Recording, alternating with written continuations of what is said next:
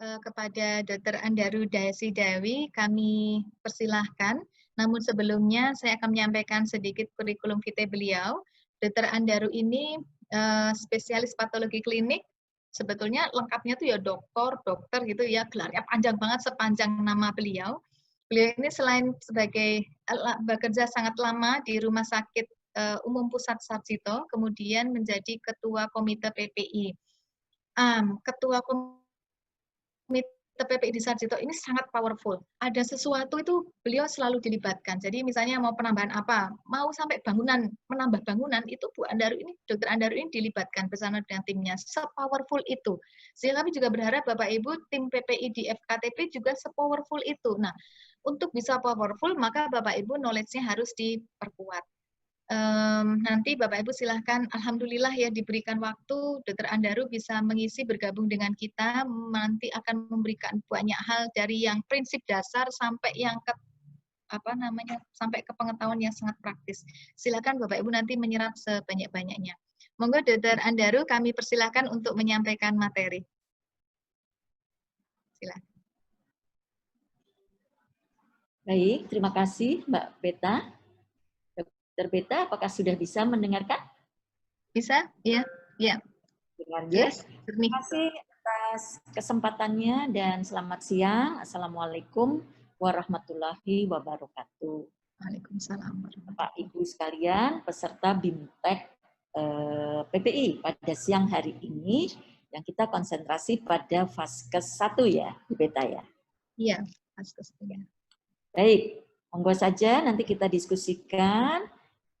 Kebetulan karena kita di era pandemi, kalau saya keliru ya nanti kita bisa perbanyak dalam diskusi, tetapi kita lebih fokus ini menghadapi adaptasi tatanan baru di era pasca mungkin pembatasan sosial dalam skala besar untuk COVID-19 ini ya. Saya share screen.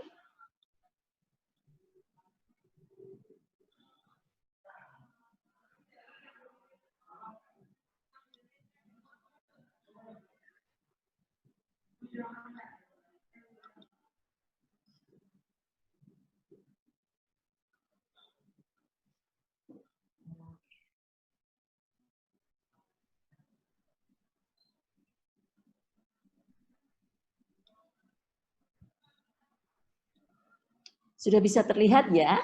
Ya. Ya. Baik, kita mulai. Jadi, kita akan membahas hal-hal ini. Kita akan concern lebih fokus karena Vaskes ke depan memang harus siap dengan tatanan baru bersama infeksi COVID-19 ini. Kita tidak bisa lagi memisahkan diri dari risiko COVID-19, sementara risiko airborne yang lain juga masih tetap harus kita perhatikan. Yang kedua, kita membahas tentang konsep pencegahan dan pengendalian infeksi, kita hubungkan dengan risiko infeksi COVID-19. Kemudian kita kembali ke berbagai regulasi yang ada tentang tata administratif dan tata fasilitas, yang kemudian bisa dikembangkan di FKTP.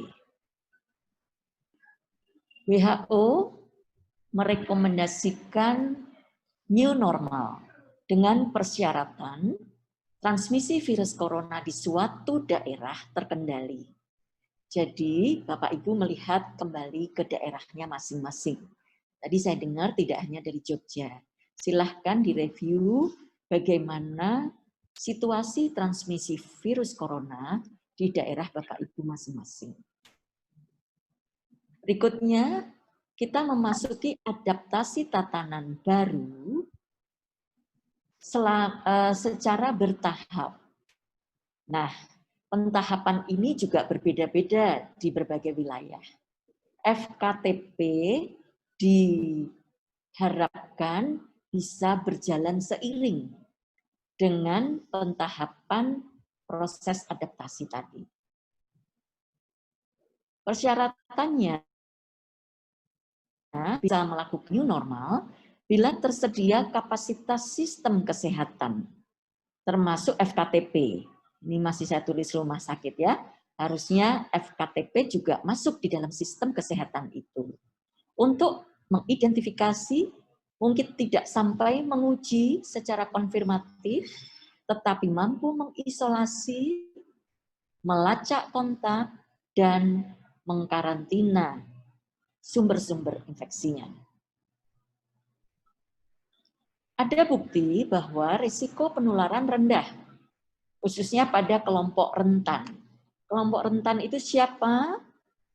Lansia, populasi usia lanjut, balita dan bayi, populasi usia sangat dini. Juga mereka-mereka yang komorbiditasnya tinggi.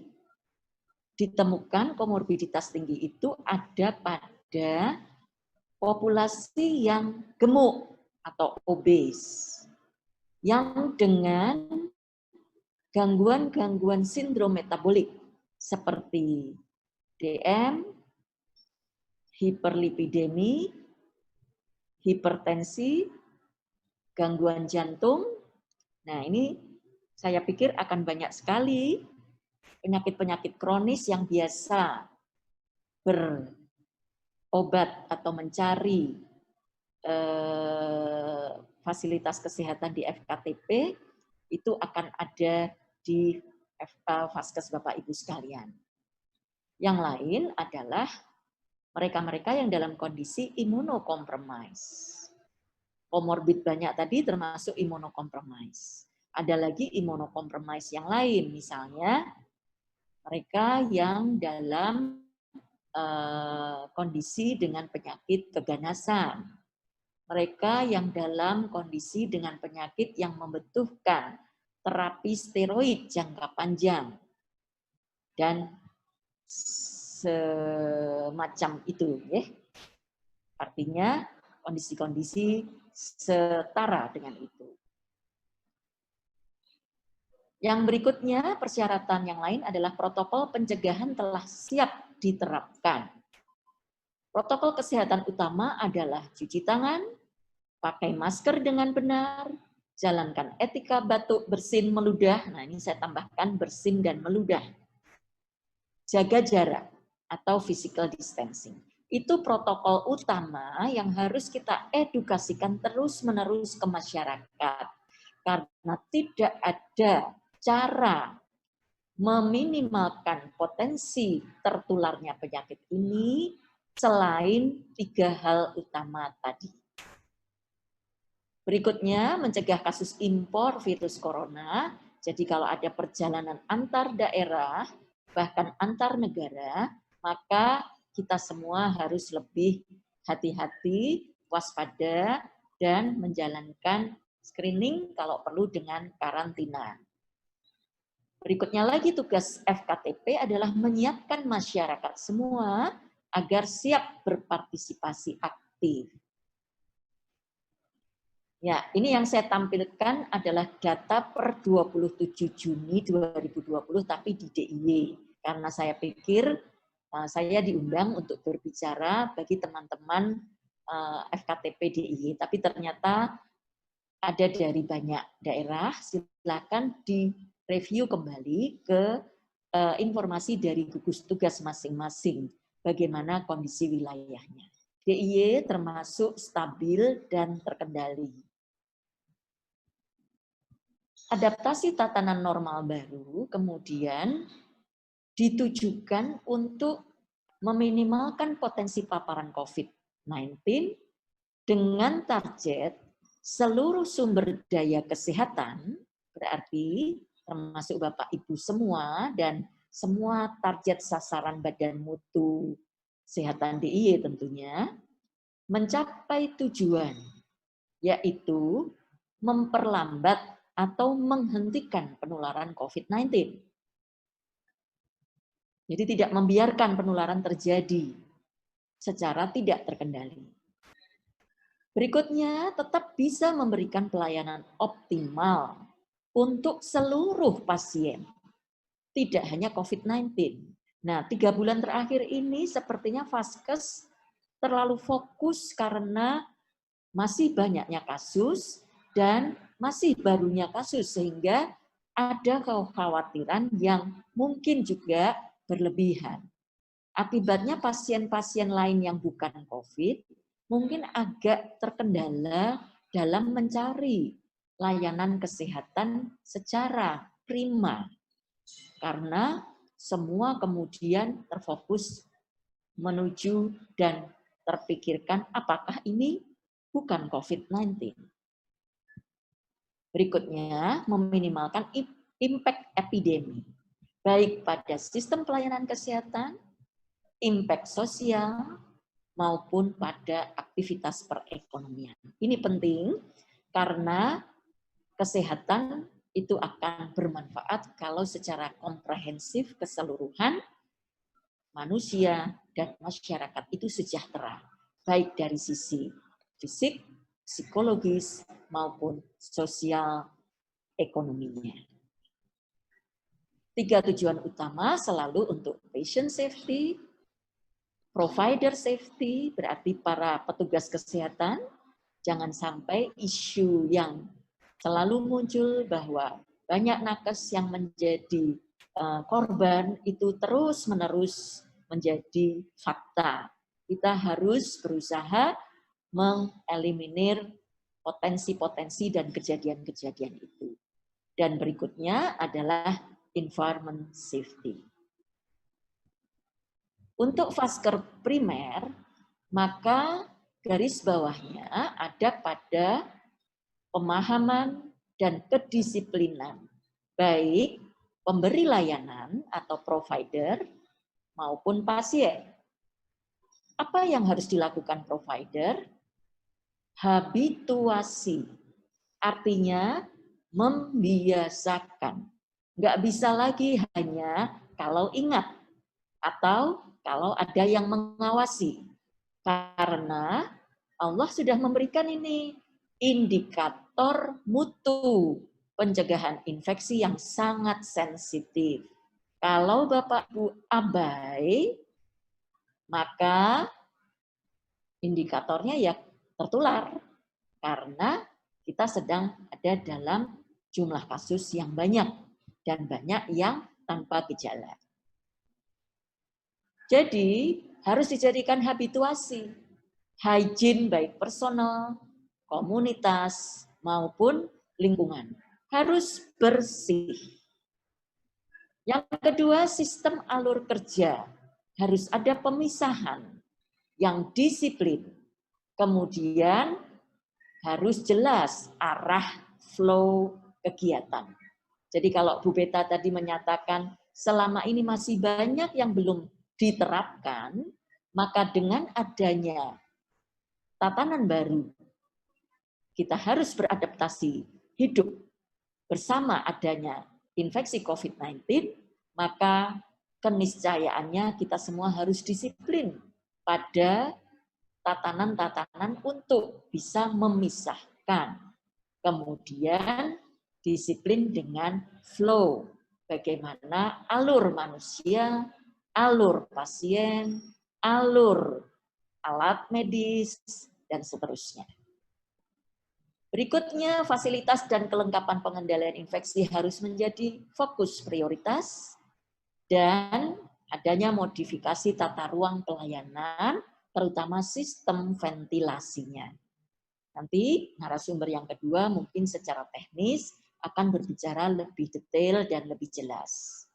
Untuk pasien harus terus diedukasi agar selain membiasakan protokol kesehatan, juga disiplin dengan seluruh tata tertib yang disiapkan oleh FKTP. Pasien juga perlu dilakukan screening cepat dengan modalitas-modalitas yang visible, yang efisien. Sepintas untuk memahami keseluruhan potensi risiko penularan, sekaligus memahami bahwa kita tenaga kesehatan tidak perlu terlalu khawatir jika kita paham betul bagaimana penyakit ini terjadi dan potensi penularannya.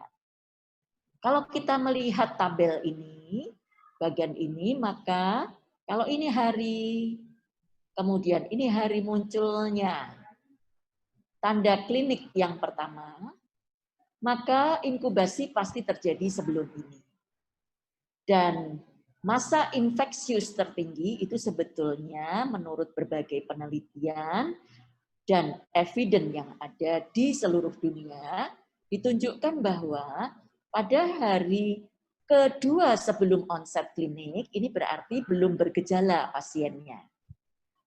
Sampai dengan hari ke-7 sampai 10. Jadi yang disebut OTG sangat menular itu sebetulnya yang pre-symptom, bukan yang asimptomatis. Ya, yang asimptomatis, yang sepanjang infeksinya tidak bergejala, itu dikatakan daya tularnya rendah.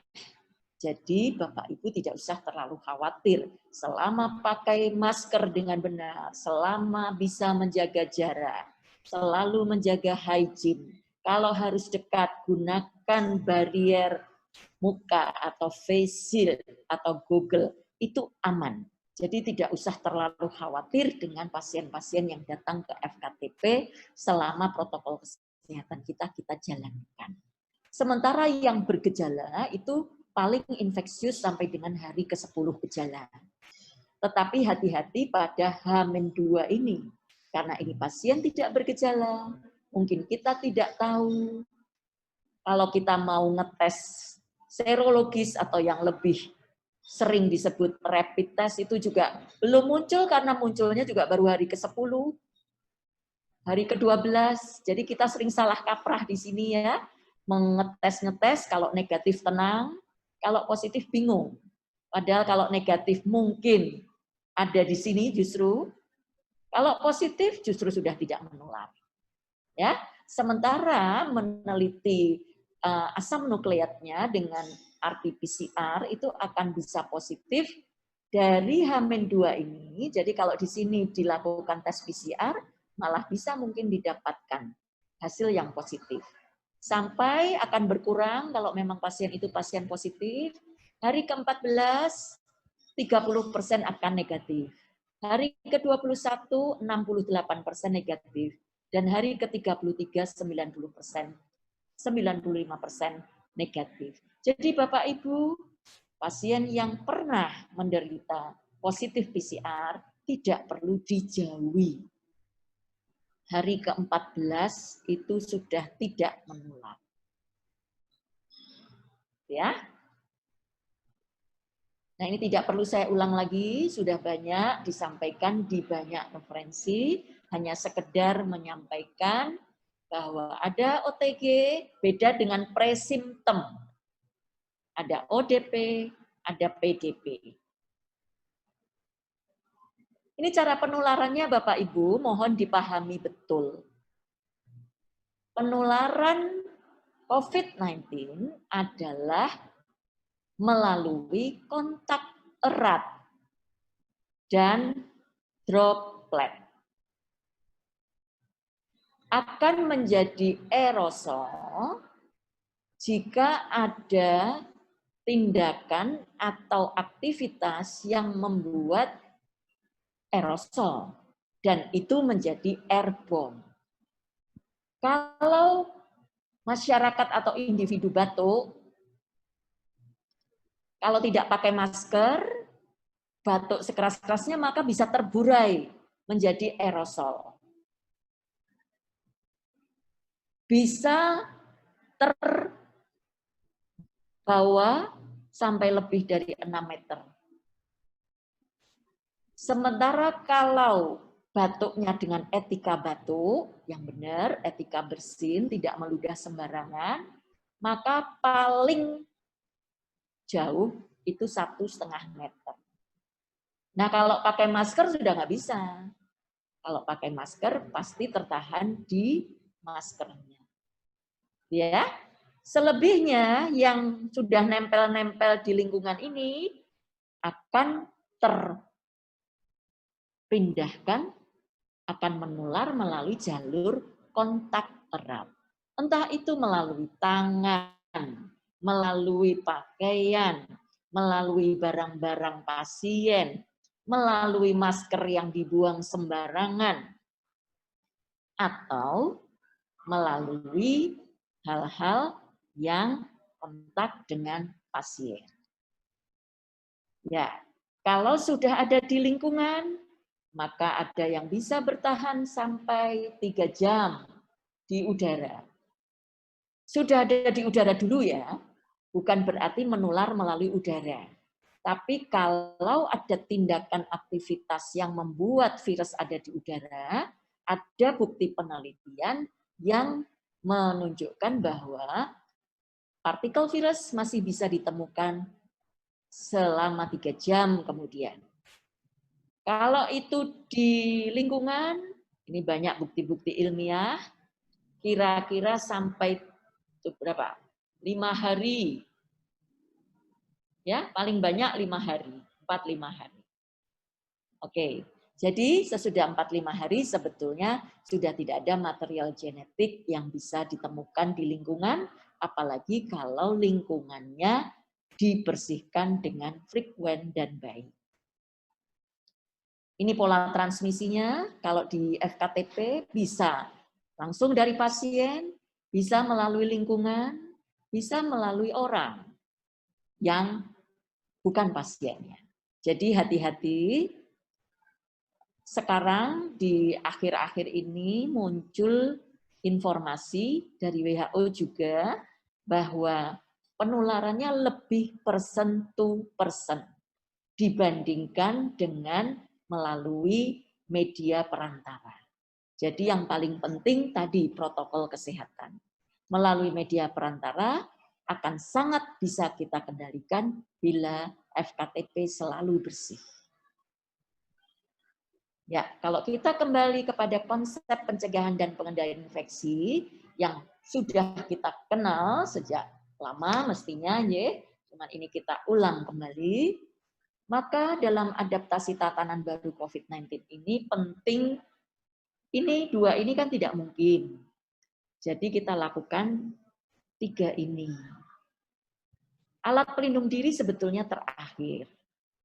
Jadi kita harus mementingkan mulai dari penataan administratif, screening, penataan alur, percepatan, kejelasan akses, pemisahan, penempatan, pengendalian sumber infeksi, meminimalkan kontak atau tindakan yang bukan emergensi, sistem pembersihan lingkungan, baru alat pelindung diri.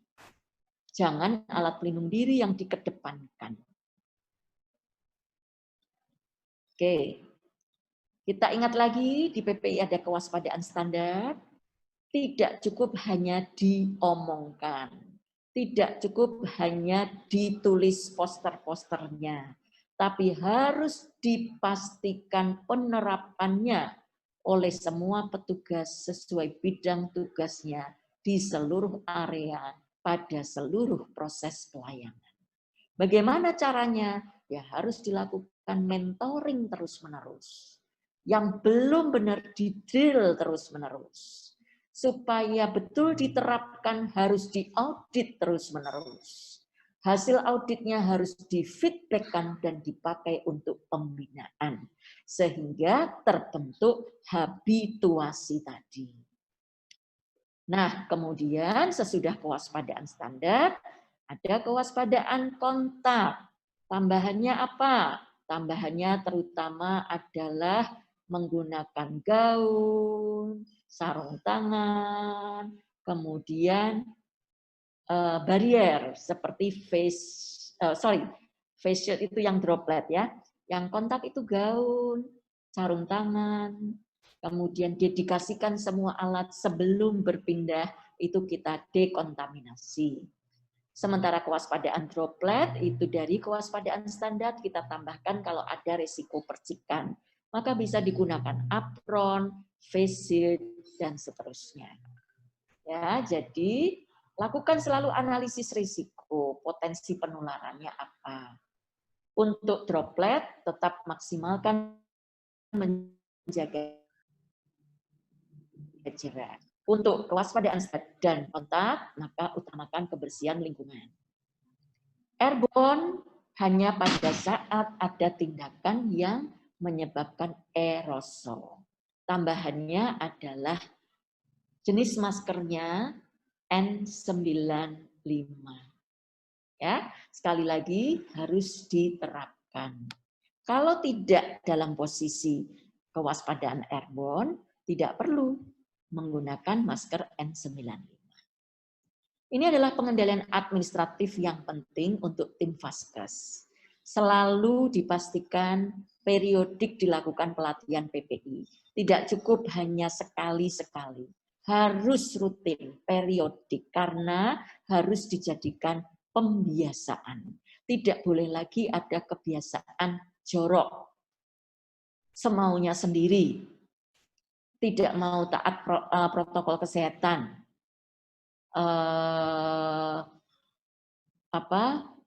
tidak pernah membuka jendela misalnya, ya. Jadi harus terus-menerus dilatihkan. Untuk tenaga kesehatan supaya tidak terlalu lelah, maka perlu dilakukan pembatasan tugas. Diatur agar rasio antara pasien dan petugas sesuai. Perlu diberikan nutrisi tambahan agar semua dalam kondisi daya tahan tubuh yang maksimal. Juga dilakukan surveillance kasus pada petugas agar tidak ada kasus yang menjadi sumber penularan karena ada OTG. Pemahaman petugas dan masyarakat terus kita dorong, kita dukung dengan tadi informasi-informasi yang terus-menerus kita berikan, dan perlu dilakukan monitoring kepatuhan terhadap kewaspadaan standar dan kita tingkatkan terus sesuai kebutuhan. Bapak Ibu tidak boleh ada lagi yang mengabaikan baik hand rub maupun hand wash. Itu adalah kunci dari kewaspadaan standar, kunci pencegahan pengendalian infeksi, dan terbukti juga kunci di dalam menghadapi pandemi COVID-19 ini. Jangan hanya terkait ruang perawatan. Kalau kita bicara di era adaptasi tatanan baru, maka semua harus kita perhatikan termasuk barang-barang pribadi ini. Tangan merupakan media kontak paling banyak yang memindahkan mikroba, termasuk material virus COVID-19. Yang lain adalah kebersihan pernafasan dan etika batuk. Gambar ini bisa menunjukkan bagaimana etika batuk kita lakukan, dan sekarang tidak boleh ditawar-tawar lagi masker untuk semua. Bapak Ibu, kalau ada tamu yang tidak menggunakan masker datang ke FKTP, mohon tidak diterima dulu, tapi diminta untuk menggunakan masker dulu. Tidak usah pekewuh bahasa orang Jawanya, karena itu sudah merupakan protokol kesehatan general yang juga ada regulasinya di tingkat pemerintahan nasional. Ini alat-alat pelindung diri yang bisa dipilih. Jangan maunya semua dipakai, karena ternyata evidence menunjukkan bahwa alat-alat pelindung diri ini bisa menjadi barrier, tapi juga malah bisa menjadi sumber kontaminasi. Jadi bagaimana memilih dan menggunakannya harus tepat, sesuai jenis, risiko, harus nyaman, karena kalau tidak nyaman nanti akan banyak kontaminasi ke bagian-bagian tubuh yang terbuka. Kontaminasi minimal. Perhatikan saat menggunakan dan terutama melepas. Evidence internasional dari daerah wabah menunjukkan bahwa tempat melepas alat pelindung diri menjadi tempat yang kontaminasinya paling tinggi. Artinya, hati-hati melepas APD di ruang khusus, jangan di ruang publik, itu harus tepat supaya meminimalkan kontaminasi. Hati-hati pembersihan ruang pelepasan APD harus lebih frekuen dan teliti supaya ruang tersebut tidak menjadi sumber kontaminasi. Alat pelindung diri tidak digunakan jika tidak diperlukan. Harus segera dilepas jika selesai tindakan atau potensi risiko yang ada. Perhatikan apakah Bapak Ibu menggunakan alat pelindung single use atau reuse. Ya, pengelolaannya akan berbeda. Ini adalah jenis masker. Banyak beredar informasi-informasi tentang berbagai masker. Nah, ini secara garis besar dibagi menjadi 3. N95, masker medik atau medical mask, dan masker kain atau non-medical mask. Non-medical mask sangat boleh, aman digunakan untuk masyarakat umum. Dokter boleh pakai, boleh saat tidak berhadapan dengan pasien. Jadi petugas kesehatan jika di area publik silahkan juga boleh menggunakan masker yang non-medical. N95 hanya digunakan pada situasi paparan airborne. Sekarang kalau tidak dalam paparan airborne, boleh nggak pakai N95? Tidak ada yang melarang. Tapi hati-hati, jangan sampai karena N95 sudah digunakan untuk sembarang barang kegiatan, pada saat Bapak Ibu berhadapan dengan risiko airborne, malah dalam kondisi N95 tidak fit. Itu sering saya jumpai di lapangan. Karena N95 sudah dipakai rutinitas, jadi bocor-bocor nggak kerasa. Begitu melakukan kegiatan yang potensial airborne malah bocor. Jadi saya tetap menyarankan gunakan APD sesuai risiko dan tujuannya. Jangan dijadikan rutinitas. Masker bedah itu 3 lapis, lapisannya seperti ini, jadi jangan dibolak-balik. Tidak ada manfaatnya dibolak-balik dan tidak ada rasionalitasnya dibolak-balik. Filternya ada di tengah. Ya, jadi sebetulnya dibolak-balik filternya nggak berubah. Tapi ada bagian yang waterproof, ada yang bagian dengan absorben. Kalau yang absorben justru di luar kan malah semua nempel, gitu ya. Baik, ini contohnya APD yang belum tentu efektif. Yang benar itu begini.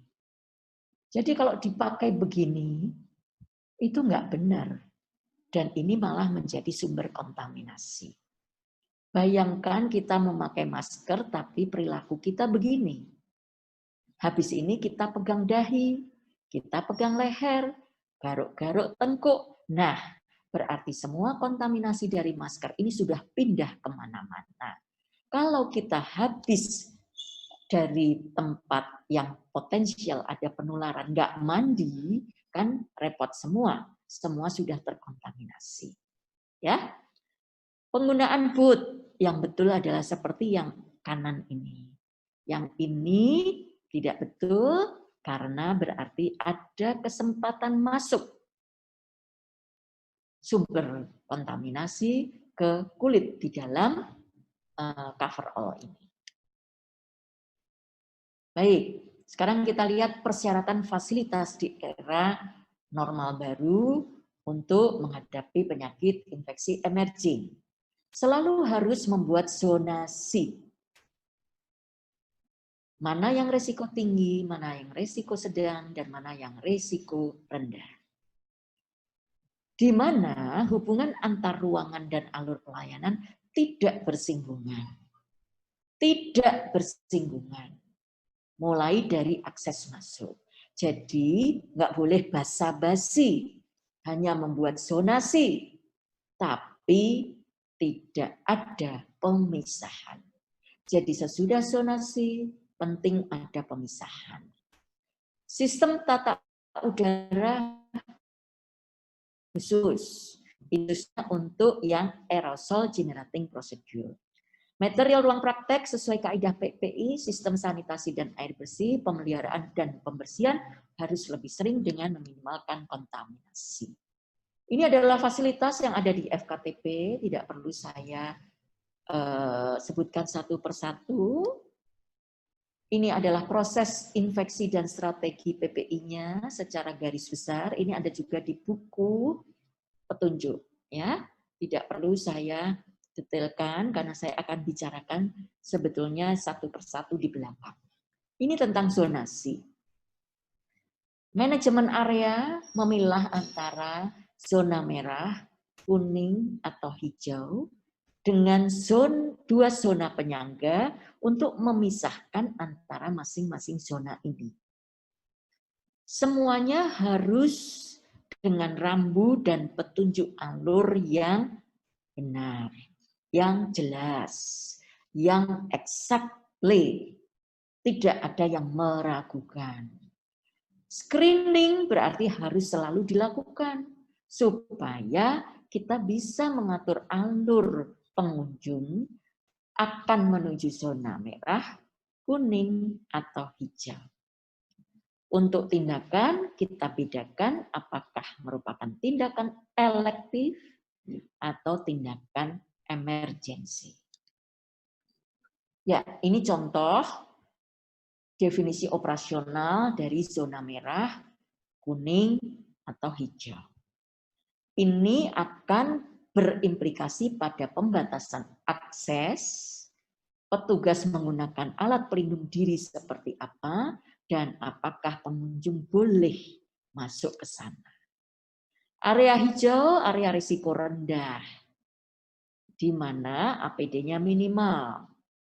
Kemudian di antara dua zona ini ada zona transisi.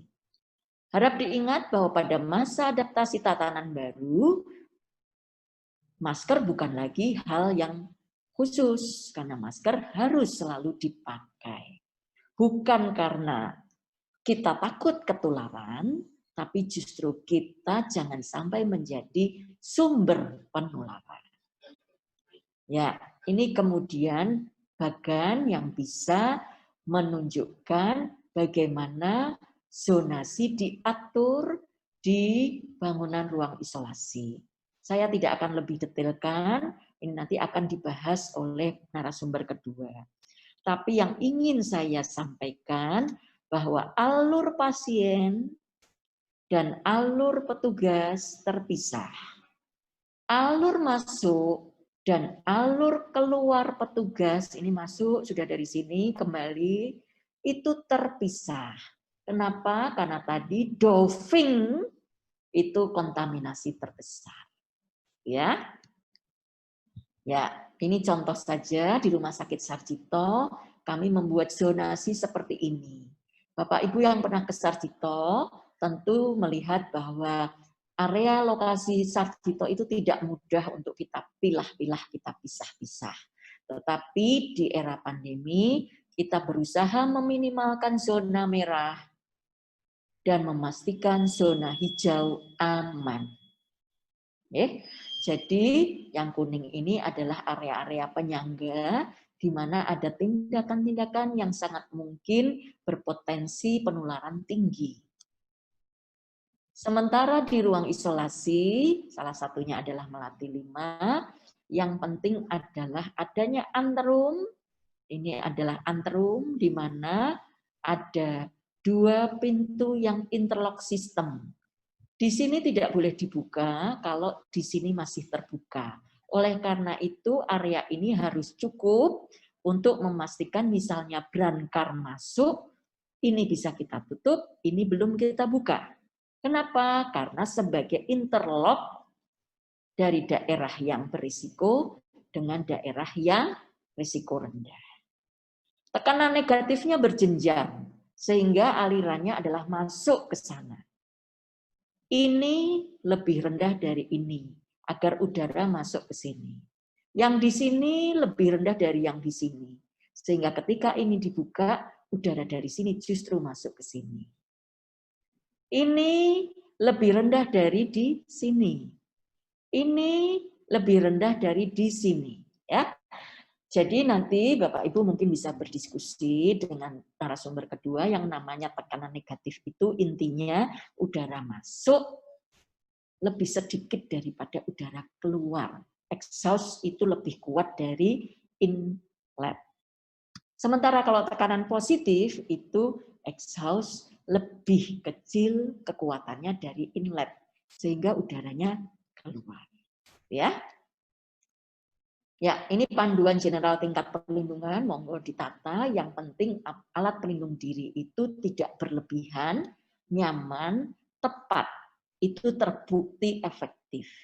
Penelitian menunjukkan bahwa kontaminasi pada petugas kesehatan 75% justru terjadi pada APD lengkap.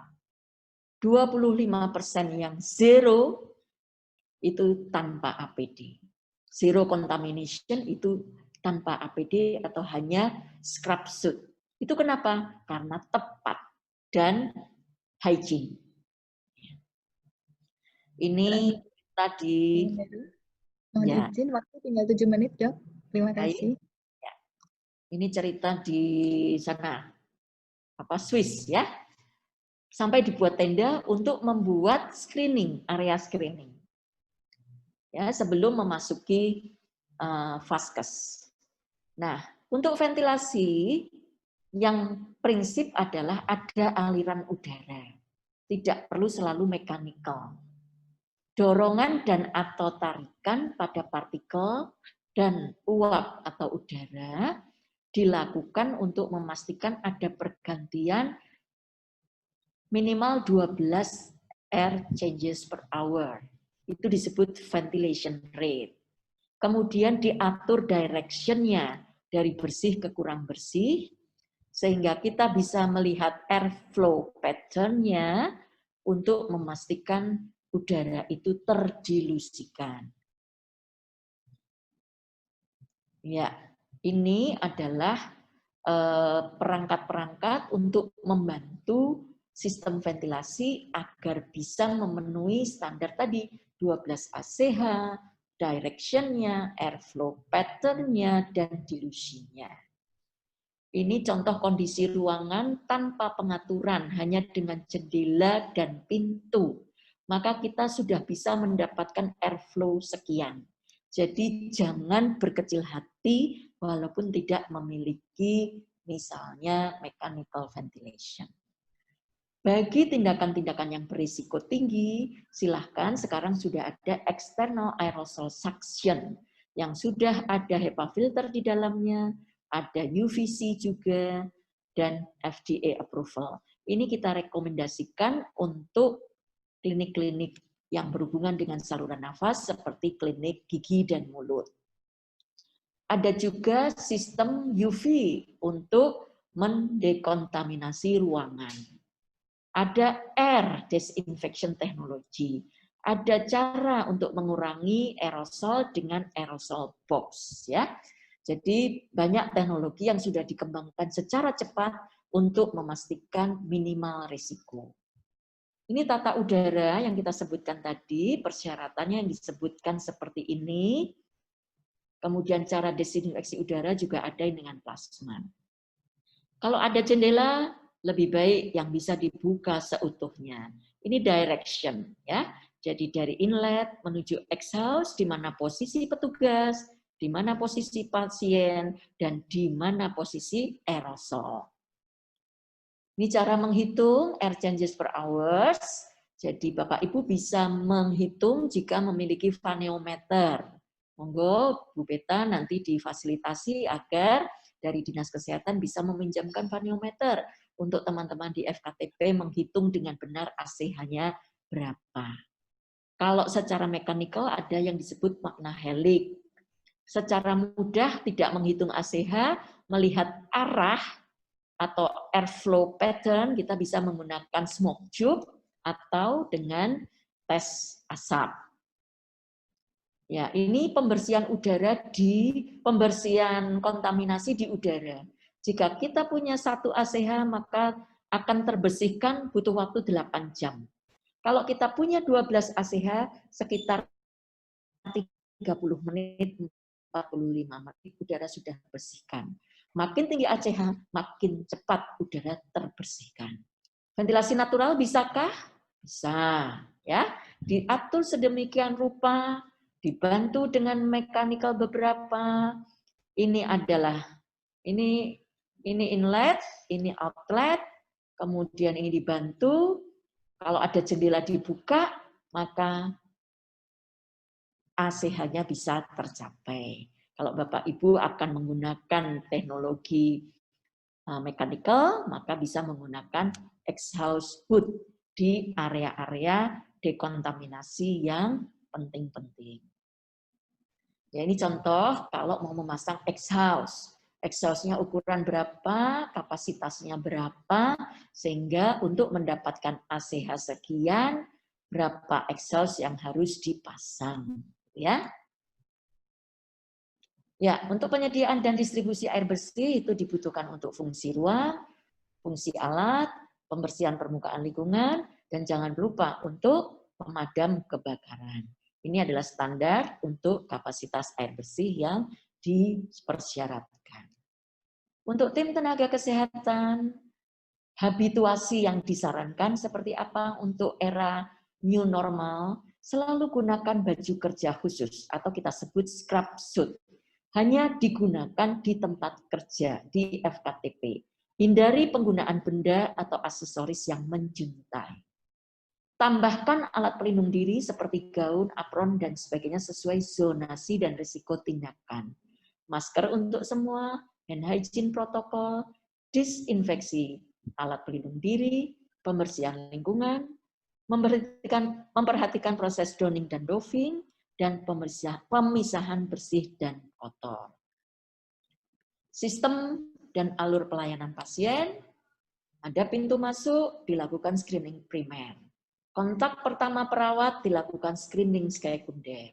Screening pasien tahap 1 selalu dilakukan untuk memastikan tata tertib dipahami pasien, keterbukaan informasi misalnya dari area luar kota, masker sudah dipakai dengan benar, diminta cuci tangan dulu, dan dipastikan memahami harus jaga jarak, nggak boleh berkerumun-kerumun. Kemudian pastikan pasien memahami pemisahan area. Untuk kontak awal perawat, ada screening sekunder, maka dilakukan screening sesudah assessment awal, kemudian dilakukan risiko COVID-19, screening risiko COVID-19. Kalau COVID-19, maka kita berpikir 14 hari terakhir. Risiko pasien ada di mana? Risiko rendah, sedang, atau tinggi. Jika pada risiko tinggi, lihat tindakan kita, kalau emergensi, ditunda dulu. Dengan edukasi tentunya. Jika jika emergensi harus langsung dilakukan. Kemudian sesuai zonasinya. Tapi bila bukan emergensi, bisa kita tunda dengan edukasi. Kalau di TB ada regulasi seperti ini. Mirip, hanya tidak ada patokan 14 hari. Ya ini sekedar menambahkan, tadi di depan sudah, kalau Bapak Ibu menjalankan screening dengan serologis tes, maka sebetulnya tidak terlalu bermanfaat karena serologinya baru muncul di sini nih, yang titik-titik 2 ungu dan hijau ini. Jadi jangan overestimate terhadap hasil serologi tes. Pembersihan lingkungan jauh lebih penting, penggunaan masker jauh lebih penting, pembersihan lingkungan termasuk penanganan limbah dan tumpahan cairan tubuh di ruang isolasi. Kita gunakan klorin atau juga formaldehid. Mungkin demikian yang bisa saya sampaikan. Kewaspadaannya adalah jangan abai. Tetap hati-hati, teliti. Walaupun bukan berarti takut berlebihan, khawatir berlebihan, sehingga kita tidak melayani pasien dengan baik. Demikian, Semoga bermanfaat. Terima kasih. Wassalamualaikum warahmatullahi wabarakatuh.